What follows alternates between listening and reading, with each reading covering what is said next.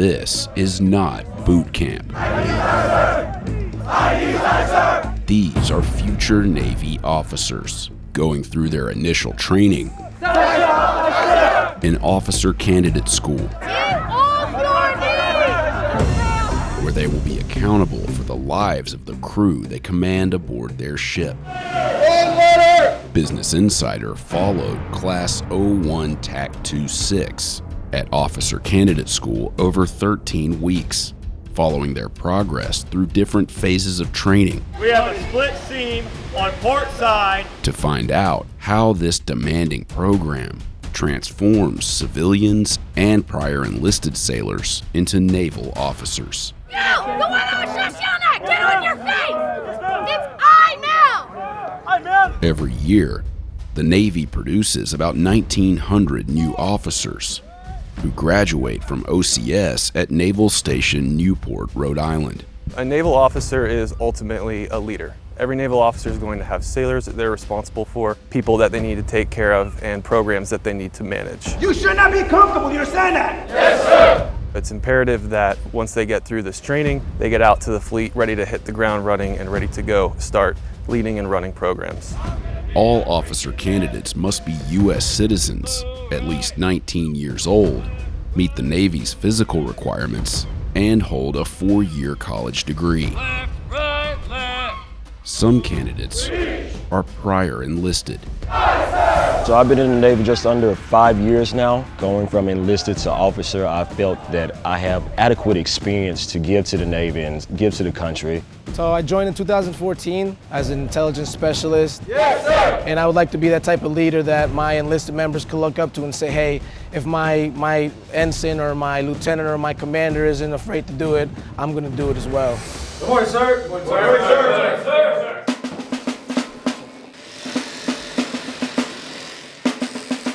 I'm indoctrination candidate Kornhoff. I'm from Atlanta, Georgia. I'm 24 years old and I'm here at OCS to become a warfighter. What caught my eye was you're wearing a Dale Jr. shirt on day one. What was the story behind that? Was that just the first thing you grabbed out of the dresser, or were you trying to make a statement? Oh, I'm a massive stock car racing fan. I've been a fan for a couple years now, and my college internship, what I was originally going for before I went to the military, was actually to be a motorsports journalist. But I realized money's not so great in racing. They say that if you want to become a millionaire, start with $1 billion and start a racing team. Next hand. It's your seat bag, you're just going to hold it open like this. Go ahead and go to the next station. It's your seat bag, you'll be given everything you need. Go ahead and go to the next station. And this is your knowledge bag. This has everything that you need in it. Indoctrination phase of OCS is week 1 to week 3, where we teach them discipline, attention to detail, and spirit of corps. During the indoc phase, their privileges are minimal, right? They always have their rights, but as far as, those things that we see as amenities in life, they do not have those. Count 06 plus 1, indoctrination candidate, second leader.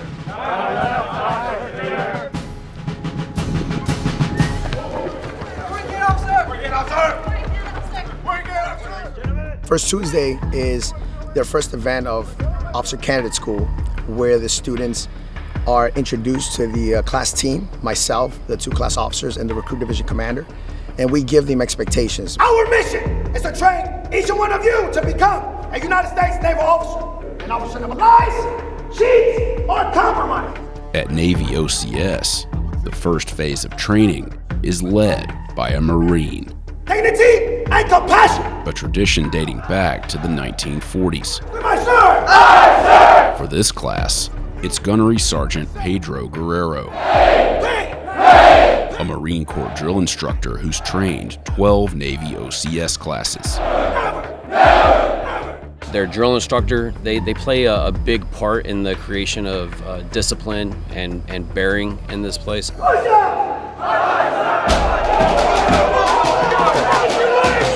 This event right here is going to be the first one that we've identified candidates that we think are going to struggle here.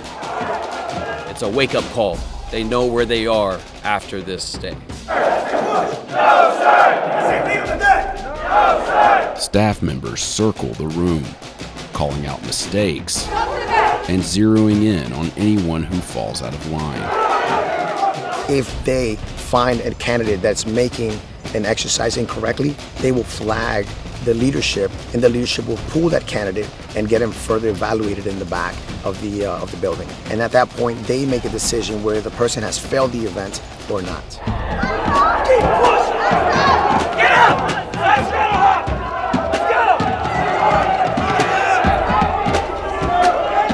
go! We have offered numerous videos online of the experience here and what we expect physically. Between the recruiters and the internet, we expect that you should show up here and have a little bit of physical fitness in you. However, this is a training command, so we will take people's sons and daughters and get them to the standard that they need to be at. You don't know what's coming next, and you can't anticipate it. Is it that daggone difficult? Scream, I sir! Aye, sir! Left foot! Left foot! Left foot! Left foot! So once we finished with K, we exited the building, and then we came to the pit here in Nimitz. Move! 23, 22, 21. Squats! Squats! It's about militarization. It's about just introducing them to the things that they're not used to.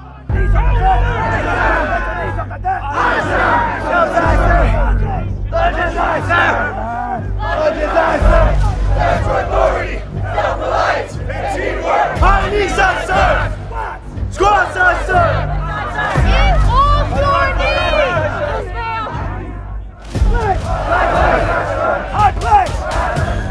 I think when we came into the sand pit, it became a bit more challenging. Not that many breaks between exercises. There's a lot of instruction and directions coming to you from different directions. It's a little intimidating, but that's the part of the curriculum. They try to break us down. You got 100 to go get information right now. 99, 98, 99. Let's go. 190. Let's go.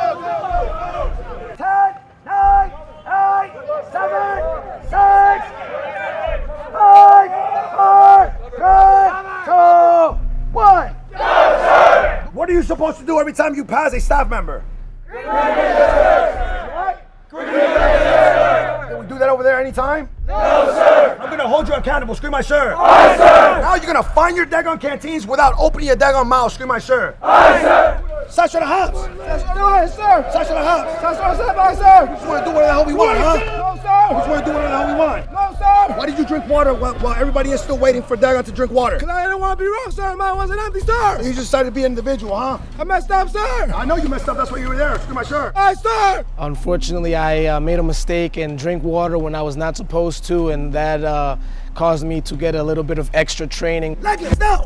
Legless, aye, sir! Legless! All the way up, all the way down, aye, sir! The instruction was, if your canteen was empty, to fall out of the formation so you can fill it up. And I had about 2 ounces left, and I did not want to be wrong, so I said to myself, let me drink this little bit of water so my canteen could be empty, and I was not supposed to drink water during that time. Push up! Push up, sir! Push up! I call them an individual because everybody else is thirsty. We're all thirsty, and we're all hungry, and we're all gonna do it together as a team.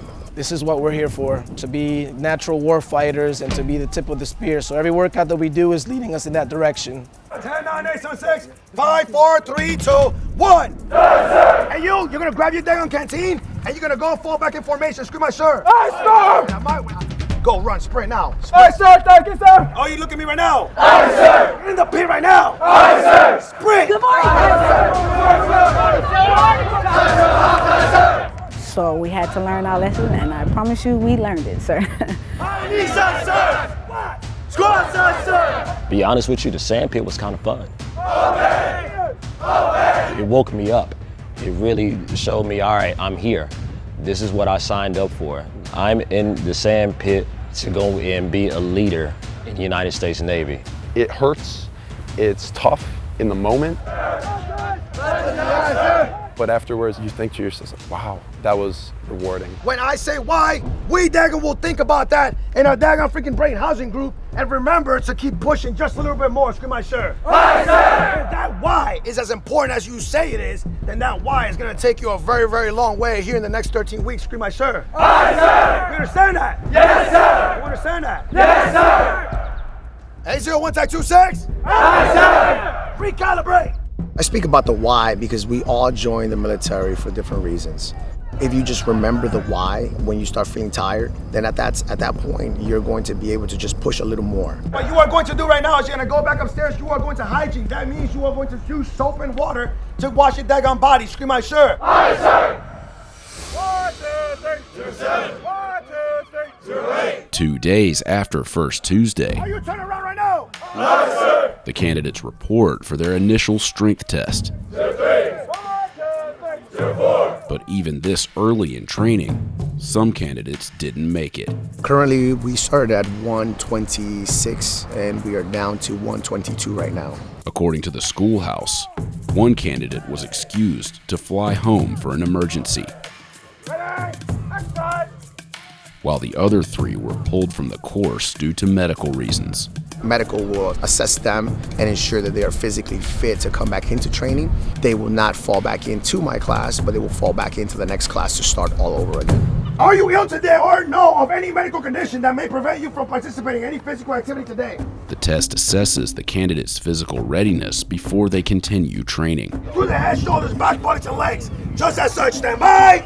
A position! Each candidate must meet the Navy's minimum requirements in planks, push-ups, and a 1.5-mile run scored by age and gender. I was told I was coming to Officer Candidate School in November, so since then I've been trying to run a lot, at least 2 to 3 miles every other day. I personally felt very confident because I had put in so much work. I've been preparing for this program for about a year.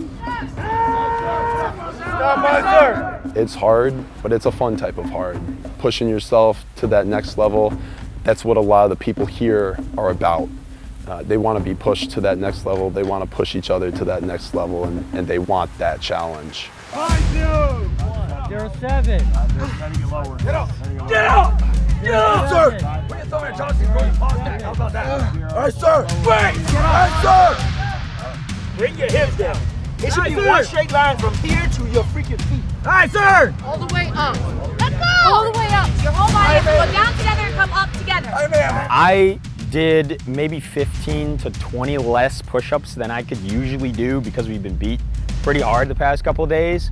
You're gonna go ahead and you're gonna stage the road. Stage on the road, utilizing both lanes. Scream, "Aye, sir." Aye, sir. We had no failures for the run time, which is usually where most candidates struggle. It's the run. I think I came in physically prepared, but you can always be more physically prepared. My name is Maddie Martin, and I am from Lansing, Michigan, and I am 21 years old. I've wanted to join the Navy since I was little. You know, I grew up in the Navy. It's pretty much all that I've ever known, and I always knew that I wanted to serve. Before coming to OCS, I did not have any real swim experience. I never took any formal lessons. It wasn't anything I was very interested in, but I knew that I would have to prepare. In week 2, the candidates are introduced to the combat pool for the first time for third-class swim qualification. Third class is the entry-level course to get into the Navy.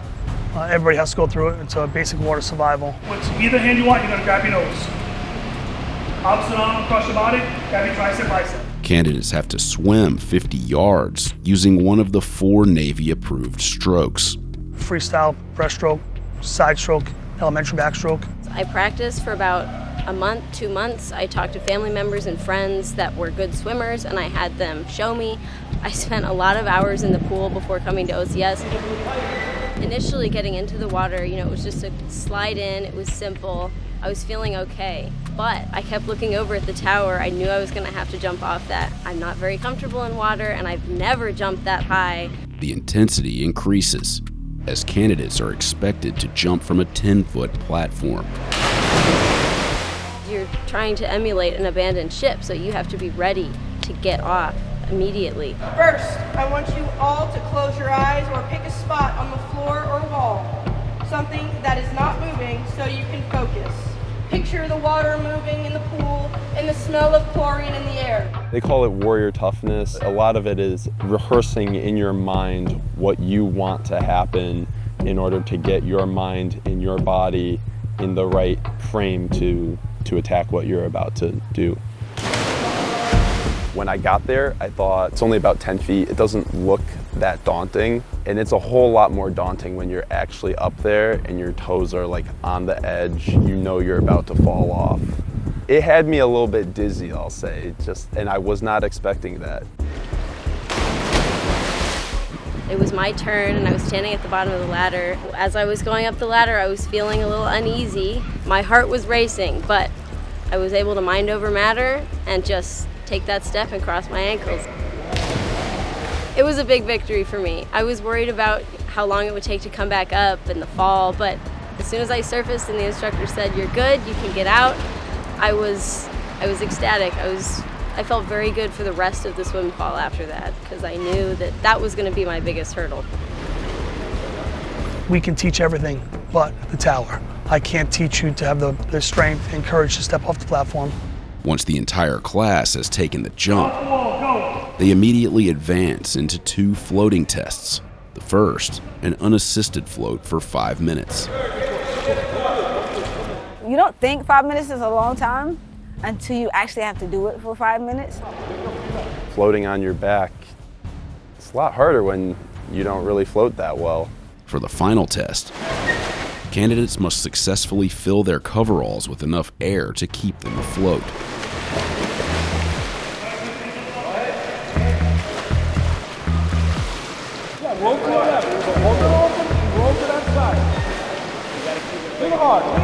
So what was so difficult about the coverall exercise was it's a pretty heavy suit once you jump in the water. I'm a small person and the jumpsuit that I was in was a little too big. So the legs, I wasn't able to kick my feet properly. So it took me 3 tries before I was finally able to do the motions that I needed to get the bubbles in my coveralls. All right, you're good. Good job. Come on in. I was very happy that I passed that event. You know, I remembered all the work that I put into being able to do the swim qualification test. Get outside, let's go! Get outside! Good morning, sir. Post up, you can't see right now. Let's go, post up!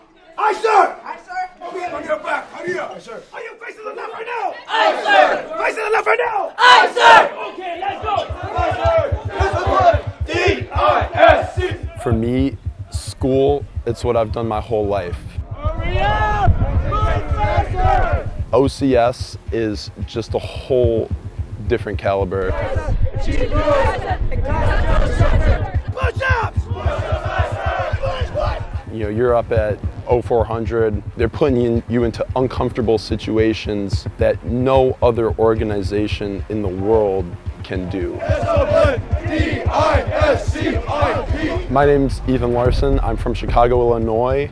I'm 22 years old. I just graduated college, and yeah, now I'm right here at OCS doing more school. How long have you known you wanted to join the Navy? I've known for a long time. Probably around high school is when I knew, but my parents were never comfortable with the idea. You know, they've seen news stories about Houthi rebels shooting missiles at ships. That most certainly concerns them. To me, however, that seems rather intriguing, to be the tip of the spear and be in the fight. Alignments to the right and covers to the right. Drill prepares these candidates in the fleet because it teaches them teamwork, it teaches them attention to detail, it teaches them spirit of corps. Yes. Open. What am I looking for? Sexy. What am I looking for? Sexy. I'm looking for sexy. Screw my shirt. Aye, sir. When I tell my classes, you know, make it look sexy, is I want them to think about themselves when they're executing these movements. Make it have pride in what you are doing. Looking for you to march like you're daggone modeling down a ramp with your sand hat. Yes, sir. This is your one and only chance to be a daggone model. Screw my shirt. Aye,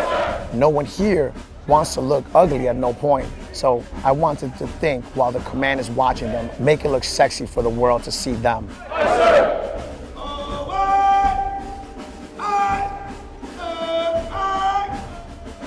Your salute is going to be done at 4 to 6 paces away. In week 4, candidates move into the academic phase. The academic workload has been pretty substantial. It comes at you real fast. To that 0, because I'm in single digits. We're adding an additional stressor of the academics. You're now working not just the body, but also the mind. So I'm using the 2-to-1, right? No, because this entire thing, unless you... A major part of OCS is learning your strengths and weaknesses and developing yourself through the academics, through the physical, through the military instruction, the militarization. They go through the cyber fundamentals, division officer fundamentals, naval history, engineering and weapons, and navigation, which is ultimately their final for OCS. It's not so much the difficulty of the material, but just that they're trying to get you to learn so much in such a short period of time. Is a device that measures angles between objects, more specifically things like celestial objects, things like that. Candidates spend about a week learning each subject, and failing the final exam will require the candidate to roll back into the previous class and retake the course. It is all the information that we believe a young officer coming in should enter the fleet with that baseline of knowledge. It's full go. You know, I was joking around with my roommates the other day that we spend more time in the classroom than we do sleeping. It's way different than college because in college you have all these distractions. Here, it's all work. You wake up at 4:30, you're PTing, then from the rest of the day, my mind is almost exclusively on work. I had family in the military. My grandfather was a Navy NFO, U.S. Navy NFO, on the P-3 Orion aircraft, and that's exactly the designator that I'm going for, NFO, so I'm sort of following in his footsteps. Good morning, Senior Chief. Good morning. I'll be touching your uniform for your home inspections only. Do you understand? Yes, Senior Chief. All right, sir. What is your 6th general order? Senior Chief, first, just blame my last. The 6th general order of the century is receive, obey, and pass on to the century who leaves me all orders to the commanding officer, commander duty officer, officer of deck, and officers and petty officers of the watch and all that. Now you see you have a sailor walking in, and they have 2 red stripes on the sleeve of the dress uniform. What would they be? Senior Chief, they would be a fireman. Knowledge. In week 6, the candidates don their khaki uniforms for the first time and undergo a rigorous inspection. So we're measuring everything. We're taking a look at their garrison covers, we're measuring their rank tabs, we're looking at their ribbons if they're prior service and have those. We're looking at belt buckles, we're looking at how shined their shoes are, how well they ironed their clothes prior to the inspection. We want to see if they're able to set the example for the sailors out in the fleet, because ultimately their sailors are going to be looking at them to set the standard. What's your 11th general order? Chief, my 11th general order is to be especially watchful at night. We're testing the confidence of the candidate.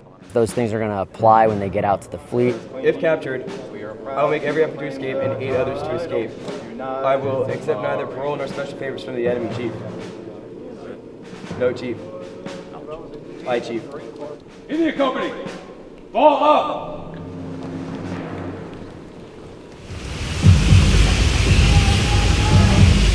The purpose of the fire trainer is mostly to teach them the basic on damage control, but mostly on the firefighting side. For me, there were certain points where I was like, this was kind of a little bit too much. Like, it's really tight in the mask is fogging up, I don't actually know what's sort of going on beyond my immediate vision. We want them to feel the pressure once they're fighting fire so that when they get into that scenario, at least they can recall back on what they went through here. This is pretty unique.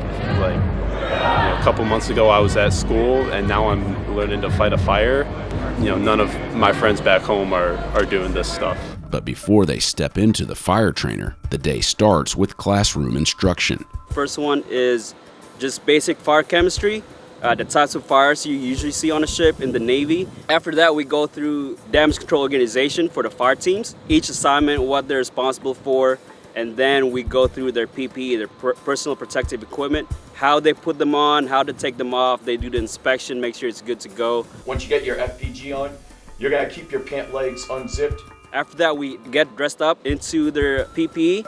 We cross them over to our trainer. Today, I'm going to be teaching you about hose handling procedures. Instructors demonstrate techniques the candidates must use to effectively fight different fires they may find aboard a ship at sea. You've been properly relieved. Run. Oh, really? Relieve nozzleman. Run. First step. Second step. Third step. All right, slide in the says. I got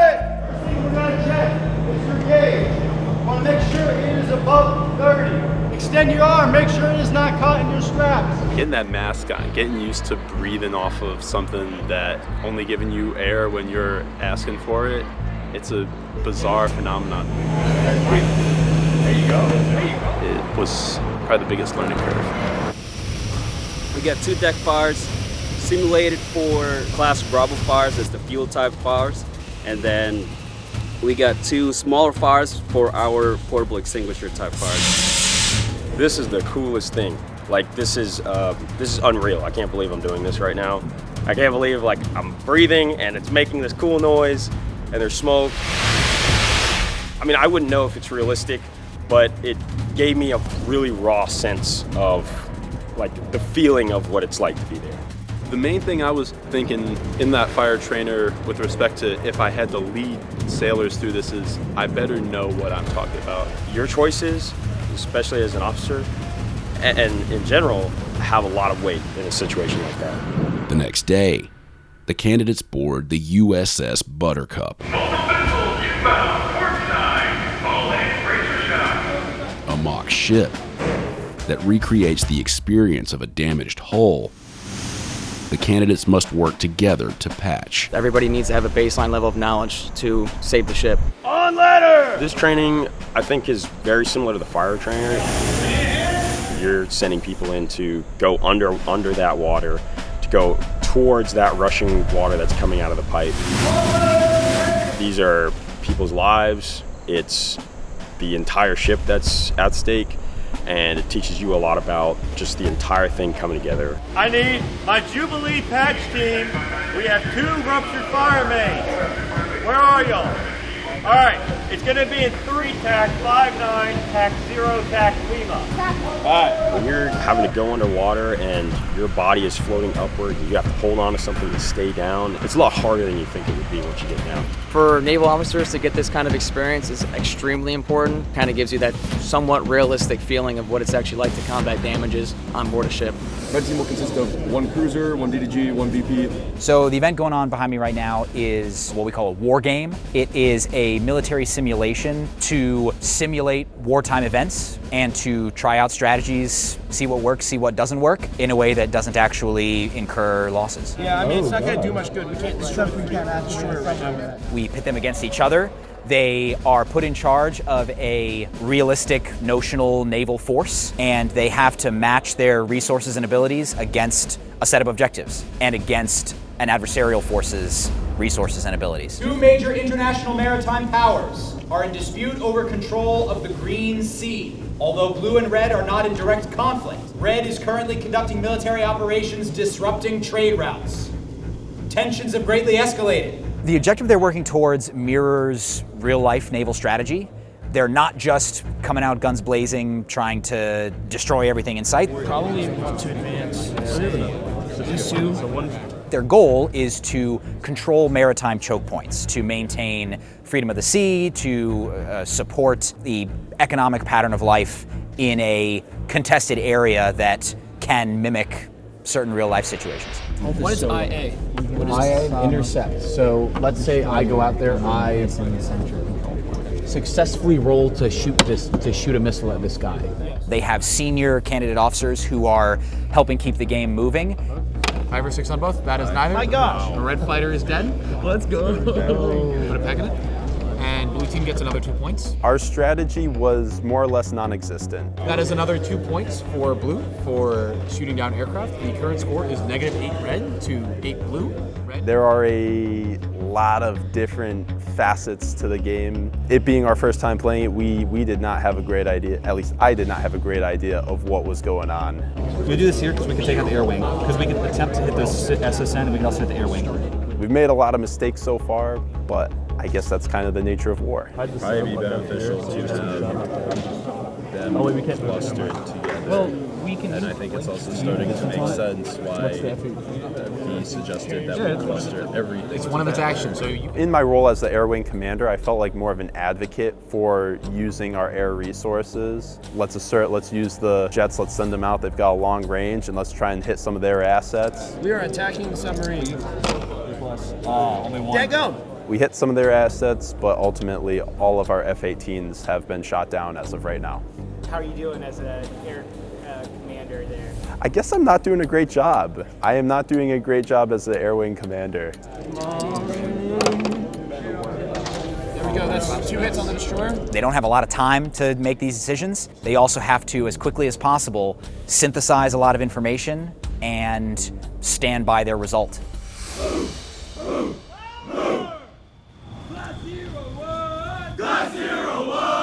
The next day, students muster around 4 a.m.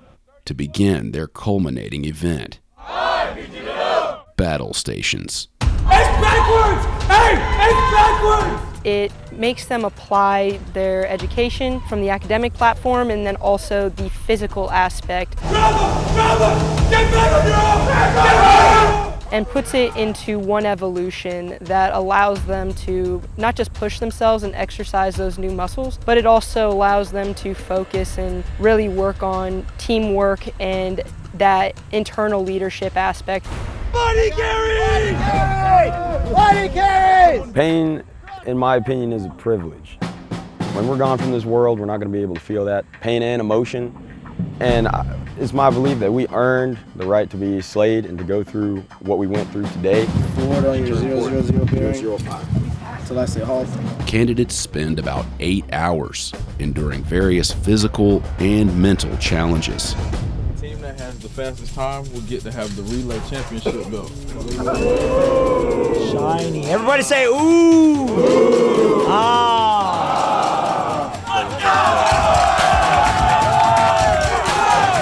Every time you make something competitive, you're going to bring out the best in your people and you're going to make them push themselves a little bit further.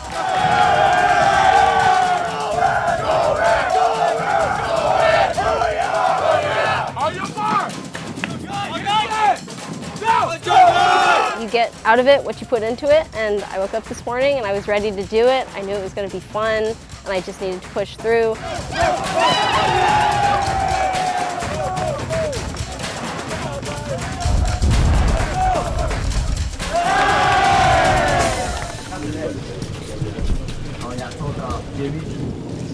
So we got Jimmy Dean's. I love these things. Some people hate them. Maybe. But Maybe I might surprise you. Favorite box chow. And then we got the peanut butter bar. The best bar they have as well. And we got oranges for the vitamin C. You ready for what's coming up? Yeah. Looking forward to the fire trainer, white trainer. Those have been a lot of fun in the past. Yeah, looking forward to going back. Purpose! We should already have boots on! You are all going to die! So that scenario is December 7th, it's 1941. So we're getting ready pretty much for Pearl Harbor for this scenario. It's a shaky one, but it's realistic. And unfortunately, during this time and where we're at now, anything could happen at any point. Hurry up, let's go, let's go!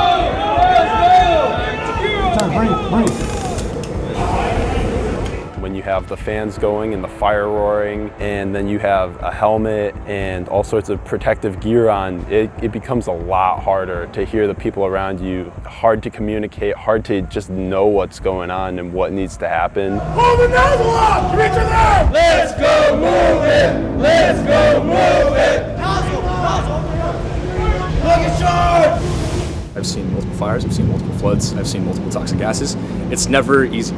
It's never easy. There's always going to be stress implemented. You're always going to have someone talking to you. You're always going to have someone yelling at you. So we try to implement the stress to let them know that you're going to have to do this job regardless if you're stressed or not. What is it? Hey, what's the fastest way to security zone? What's the fastest way? Hey, what's the fastest way? What are you doing? So for the wild hose, we simulated that we had a shipmate that got hit inside the compartment. So we had to shut off that water. Who's that? Hey, shipmate, right? What are you doing? What are you gonna do? What are you gonna do?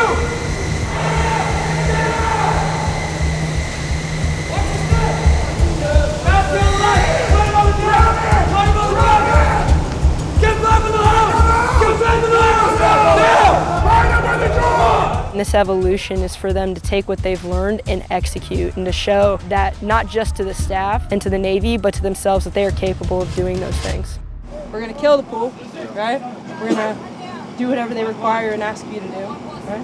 And we'll go eat chow, finish up the day successfully, and then if you do that, what do you get to be at the end of the day? Here we are.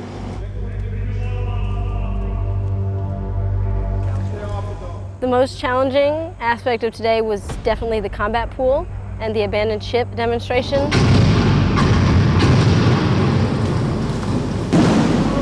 So all the evolutions, I'd have to say the funnest one was jumping off the platform in the pool in pitch black. That was pretty intense. In the combat pools, students jump off a 10-foot platform once again, but this time in complete darkness. I'm not gonna lie, I was pretty scared. Once they're in the water, they swim to a raft, carrying their shipmate, playing the role of an injured crewmate. Things never happen when it's opportune. So in the pitch black, they need to be able to abandon ship, get through the water, get into that life raft, and then have full accountability for themselves and their sailors.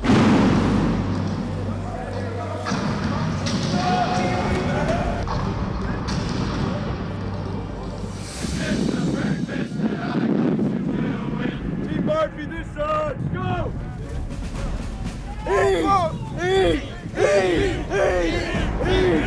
Tug of war is just a fun event for them to do. It, once again, is that class building aspect. They're about to go into a phase of training where they have to count on each other and they have to be there for each other. We lost both of our tugs, but it was fun to strategize and get one last push together as a team before we kind of disperse out into our individual billets.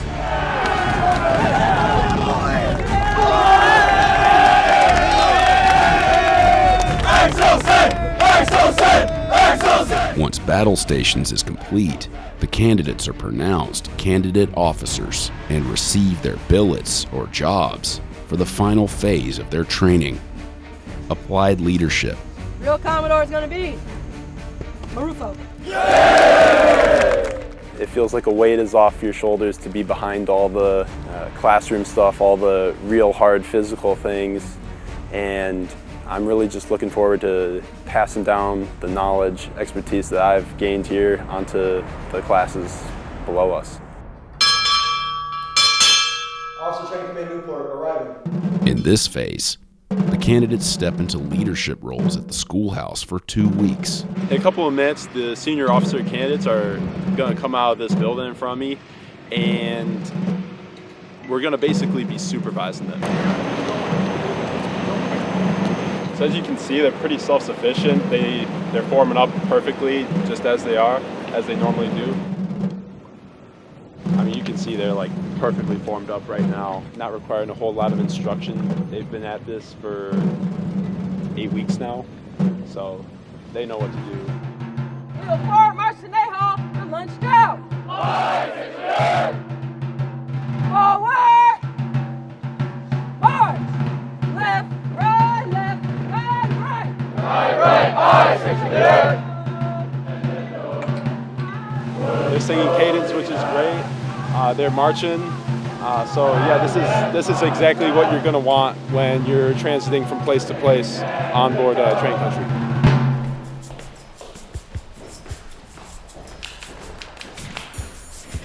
So usually you do it here. My role as a candidate officer is dealing with the personnel issues and the accountability for the indoctrination candidates, the most junior class currently at OCS. So basically the main thing that I'm going to be doing right now is updating the daily muster with the roles from RLP this morning. There's a couple that have to come off the list. Admin as an officer in the United States Navy is a massive part of your job, and it's very vital.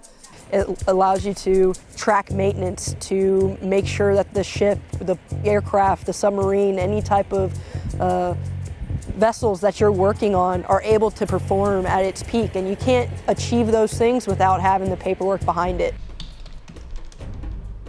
And also I'm dealing with student control, which deals with any kind of admin issue. I'm basically like the middleman. It's a wide array of issues that candidates will come up to me about, and you chop off one issue and then 5 more take its place. So it can get extremely, extremely busy. And then on top of that, you've only had the job for a week and a half, 2 weeks. So you're trying to figure out what is your responsibility, who do you go to for certain issues. Working with indocs, it's really one of the hardest like areas to work in as a candidate officer, but when you accomplish things and get things right, which isn't always the case, unfortunately, because it's a learning process, but when you do, it's very rewarding, I would say. Another thing that has been pretty big for me is that I'm not really very well versed when it comes to using Excel. So it's been a big thing learning how to use Excel from scratch. Like I've used it before, but not very extensively. And then now I can make an Excel document, a basic one. No like formulas or anything like that, but just being able to work with it has been a good lesson. Do you expect Excel to be a tool in your Navy belt? Eventually, that's what I was thinking, not maybe this soon. In counselor phase, my official billet title is Jock Ops. What does that stand for? Junior Officer Candidate Operations person. Yeah, that's me. So what I'm doing is I'm putting together, currently I'm trying to put together a schedule for next week. They have wet and fire trainer. So I'm putting together the groups and figuring out what days they're going to go so I can get my people working on their box chow, transportation. Is this kind of what you anticipated joining Officer Candidate School? There's actually not a whole lot of information about the later phases of Officer Candidate School, so this was a bit of a... This was new information. I didn't know that this was going to happen, but from the start, when they started talking about what I needed to be by the time I left OCS, I knew that they were going to have me do something like this. All right. Do you enjoy admin work? Do I enjoy admin work? It's a lot of work, but it's very rewarding. So as much as it may be draining in the moment, once I see the finished product and I see the results of my work, I love it. Do you feel like this is harder than some of like the physical aspects of the training you did earlier? For me, yes. Yes, it is. It's much harder. In what ways? This is harder than the physical aspects because it takes a lot more focus and brain housing space. For the physical stuff, they teach you just lock in, zone out, push through, just keep pushing. All you have to do is keep moving. But here, you have to not only keep moving, you have to know where all the other moving parts are and work around them. There's just a lot more to keep track of.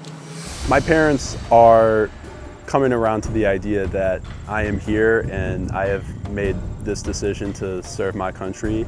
Particularly, my dad is increasingly supportive of it. Before I came here, he gave me a book on character, and I think that's his way of showing me that he respects me and my desire to come here and try and better myself as a leader, and that means a lot to me. Welcome to Class 01 TAC 260 ship selection. This is an incredible opportunity for the individuals who are coming through us SWOs, right? They're the one community while here that get a 100% say in where they go next. Candidate officers designated as surface warfare officers, or SWOs, select the ship they will work on for the next 2 to 3 years. Those are the individuals that are always going to be on ships. They're the ones who are helping run all of those departments and making sure that the ship functions properly. And the highest ranking class member gets the first choice. TAC 26.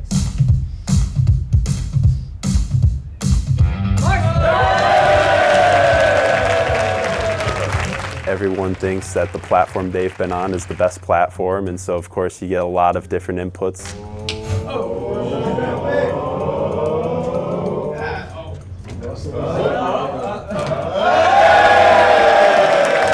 I had the opportunity to choose from a lot of great ships, but I chose a destroyer out of San Diego, USS Russell. I'm quite excited and proud to have finished first amongst the SWOs, but also I would like to add that we all finished really close. It was a really tight margin separating us all, so it's not that I was exceptional, it's that everyone here was quite exceptional.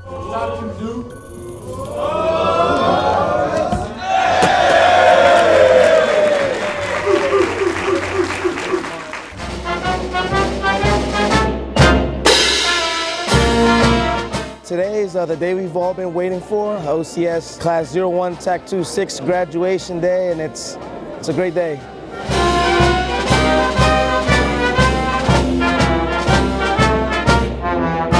I'm excited to welcome our 101 newest graduates into one of the most challenging and fulfilling careers, that of a naval officer. It's just great seeing them, men and women, just become naval officers and seeing them from indoc phase on week 1 and who they become today and walk out these hatches. Against all enemies! Foreign and domestic! Once the student graduates from OCS, they're given the title of ensign. An ensign is specific to officers. It is the 01 for the Navy and for the Coast Guard. A lot of stress been lifted, but then now the pressure of getting out to the fleet and having to perform for real.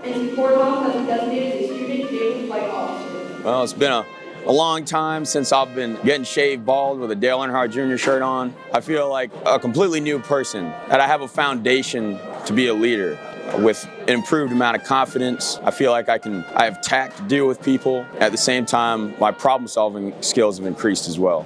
My father, first thing he said was, your uniform looks sharp. They said I carried myself different, I spoke to them different. After today, thank goodness I get to go home on some OHARP duty until January, and then I start supply school. It was a little bittersweet. I know for my mom and my dad, seeing me in a uniform for the first time was special. I could see like maybe a little tear in my mom's eye, you know, a little bit of pride, a little bit of nervousness for what's all about to happen.